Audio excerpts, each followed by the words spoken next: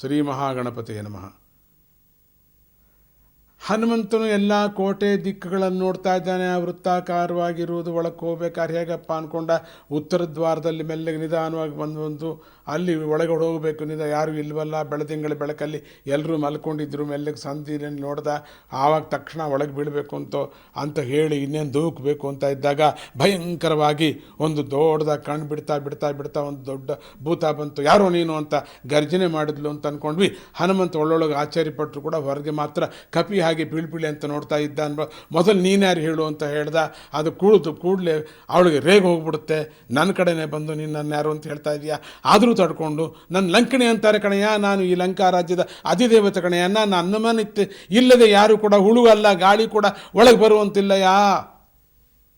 ಅಯ್ಯ ಯಾಕಷ್ಟು ಆರಿಸ್ಕೋತೀಯ ಅಂತ ಕೇಳ್ದ. ನಿಧಾನ ಮಾತಾಡ್ಬೋದಲ್ಲ, ಅಷ್ಟೇ ಖರ್ಚ್ಕೋತೀಯ. ನೀನು ಯಾರು ಅಂತ ಕೇಳಿದ್ದಕ್ಕೆ ಇಷ್ಟೊಂದು ಕೋಪ ಬಂದ್ಬಿಟ್ರೆ ನಿನಗೆ? ಅಲ್ಲ, ನನ್ನ ಕಥೆಯನ್ನು ಸೇರಿಸ್ಕೊಂಡು ಹೇಳ್ಬಿಡು, ಅರ್ಚ್ಕೊಂಡ್ಬಿಡಿದೆ ನೀನು, ಹೋಗಲಿ ಬಿಡು ಅಂತ ಹೇಳ್ತಿದ್ದ. ಏಯ್ ನಿಲ್ಸೋ, ನೀನು ಅಲುಗಾಡಬೇಡ. ಅಲುಗಾಡಿದ್ರೆ ಕೈಕಾಲು ನಾನು ಮುರಿತೇನೆ. ನೀನು ಮುರಿದೇನು, ನಿನ್ನ ಕಾಲು ತಳಗೆ ಬಿದ್ದರೆ ಸಾಕೆಲ್ಲ ಮುರಿದೋಗುತ್ತೆ. ಇರಲಿ ಬಿಡು.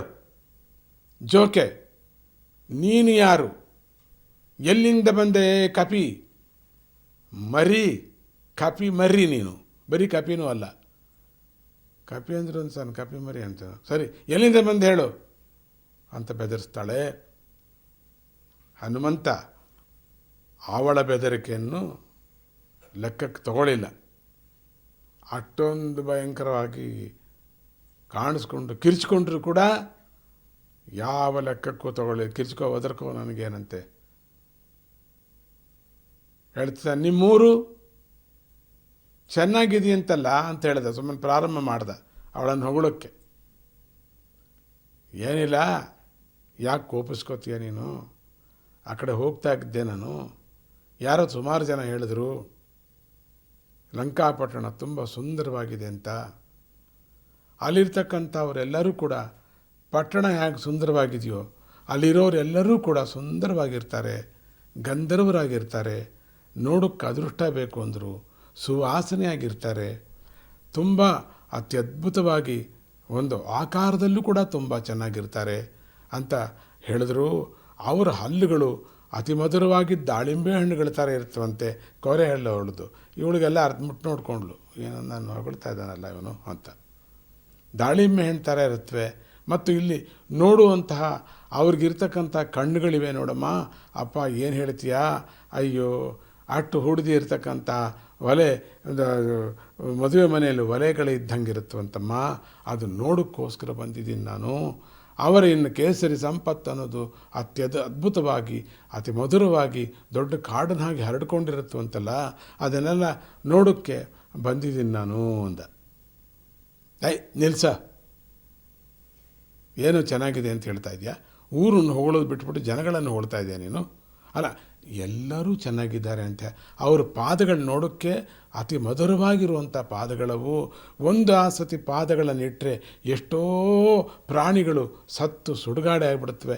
ಆ ಥರದ ಪಾದಗಳವೆಲ್ಲ ಕೂಡ. ಅದು ನೋಡೋಣ ಅನ್ನಿಸ್ತು ನನಗೆ ಅಂಥೇಳಿ ಪಾದ ನೋಡೋದಂತೆ.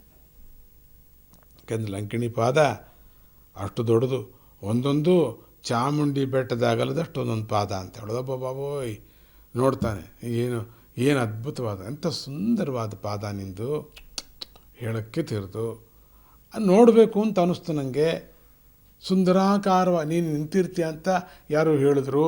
ನೀನಿಲ್ಲಿ ಕಾವಲು ಕಾಯ್ತಾ ಅಂತಲೂ ಕೂಡ ಹೇಳಿದ್ರು. ಮೊದಲು ನಿನ್ನ ದರ್ಶನ ಮಾಡಬೇಕು ಅಂದರು, ನಿನ್ನ ಅನುಮತಿ ತೊಗೋಬೇಕು ಅಂದರು. ಅದಕ್ಕೆ ನಾನು ಕೈ ಮುಗಿತಿದ್ದೀನಿ ನಿನಗೆ. ಅದನ್ನ ಎಲ್ಲೋ ಹೋಗ್ತಾ ಇದ್ದೆ, ಅರ್ಜೆಂಟ್ ಕೆಲಸ ನನಗಿತ್ತು, ಏನೂ ಇಳಿದೆ ನೋಡೋಣ ಅಂತ. ಹಾಗೆ ಒಂದು ಕೆಲಸ ಮಾಡ್ತೀನಿ ನಾನು, ಏನು ಮಾಡಲ್ಲ. ಅಲ್ಲಿ ಒಳಗಡೆ ಹೋಗ್ಬಿಟ್ಟು ಒಳಗಡೆ ಒಂದು ರೌಂಡ್ ಹೋಗ್ಬಿಟ್ಟು ನೀನು ನೋಡಿದ್ರೊಳಗೆ ಬಂದುಬಿಡ್ತೀನಿ ನಾನು. ಅಲ್ಲಿರಲ್ಲ, ಅಲ್ಲೇ ಕೊಡಿಸ್ಬಿಟ್ಟು ಬರ್ತೀನಿ ಅಂತ ಅರ್ಥ. ಅಲ್ಲಿರಲ್ಲ ನಾನು, ಏನೂ ಮಾಡಲ್ಲ ನಾನು. ಅದಕ್ಕೆ ಬಂದುಬಿಡ್ತೀನಿ ನಾನು ಅಂತ ಒಂದು ಹೆಜ್ಜೆ ಮುಂದೆ ಹೋದಂತ. ಏನೋ ಅನುಮತಿ ತನಗೆ ತಾನೇ ಅಂದ್ಕೊಂಬಿಟ್ಟು ಒಪ್ಕೊಂಡ್ಬಿಟ್ಟಿದ್ದಾಳೆ ಅಂಥೇಳಿ ಇವನ ಮಾತಿಗೆ ಹೆಜ್ಜೆಯನ್ನು ಮುಂದಿಟ್ಟ. ಜೈ ಗುರುದತ್ತ ಹೆಜ್ಜೆ ಮುಂದಿಡ್ತಾನ, ಹೆಜ್ಜೆ ಹಿಂದಿಡ್ತಾನ, ನೋಡೋಣ. ಜೈ ಗುರುದತ್ತ.